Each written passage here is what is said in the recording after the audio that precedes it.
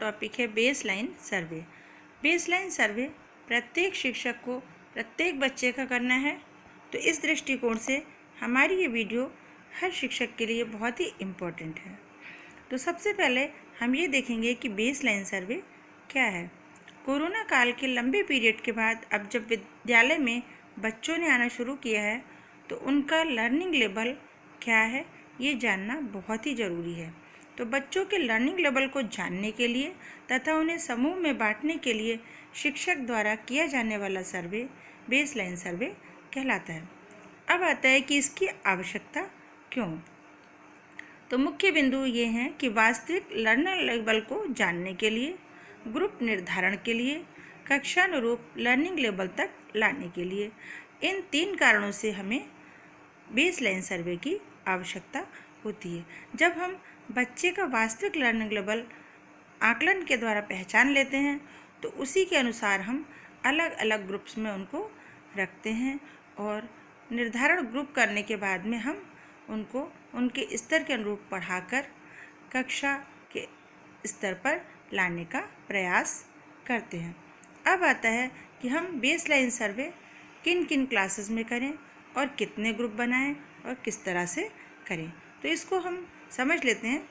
Class first and second में baseline survey नहीं करना है, क्योंकि वो आरंभिक कक्षाएं होती हैं और बच्चे जो हैं वो स्तर 1 में ही रहते हैं।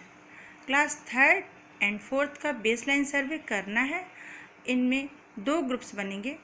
कुछ बच्चे जो कक्षा के स्तर से नीचे हैं उनको स्तर 1 में, और जो कक्षा के स्तर पर आते हैं उनको हम स्तर 2 में रखेंगे। क्लास 5 के लिए बेसलाइन करते समय हमें 3 स्तर अलग अलग करने हैं। कुछ बच्चे स्तर 1 में आएंगे, कुछ स्तर 2 में आएंगे और कुछ स्तर 3 में आएंगे। तो 3 ग्रुप में 5th के बच्चों को हमें बांटना है। तो इस तरह से हमें अलग अलग ग्रुप निर्धारित करने हैं क्लास 1 to 5 में। अब आता है बेसलाइन सर्वे हम किस तरह से करें। बेसलाइन सर्वे करते समय हमें समृद्ध मॉड्यूल जो है वो बहुत ही उपयोगी है, उसकी सहायता लेनी चाहिए।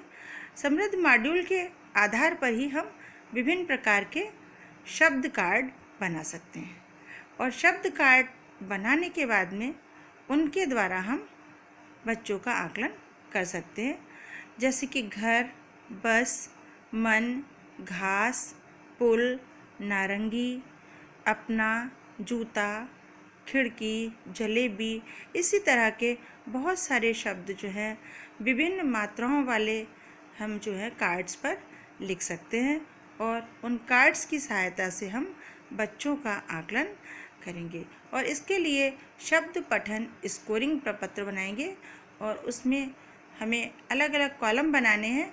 बच्चे का नाम, उसकी कक्षा और उसके आगे हम शब्द लिख लेंगे। जो बच्चा पढ़ेगा शब्दों को, और जिस शब्द को वो पढ़ता है सही बिल्कुल, उसको 1, और जो नहीं पढ़ पाता है उसको हम 0। इस तरह से हम नंबरिंग करते जाएंगे और लास्ट में हम उसका टोटल करेंगे। जो बच्चे 50% से बिलो अंक प्राप्त करते हैं उनको स्तर 1 में, जो 50% से अबव प्राप्त करते हैं उनको हम स्तर 2 में, और जो 80% से अबव प्राप्त करते हैं उनको हम स्तर 3 में अलग अलग बांट सकते हैं। और इस तरह से ग्रुप डिवाइड करने के बाद हमें उनको कक्षा अनुरूप स्तर तक लाने के लिए कार्य करना है। तो ये हमारी बेसलाइन सर्वे जो है किस तरह से करें उसको हम समझ सकते हैं। अगर आपको मेरी ये वीडियो पसंद आई है तो प्लीज़ इसे लाइक करें, शेयर करें और मेरे चैनल को सब्सक्राइब करें। Thank you.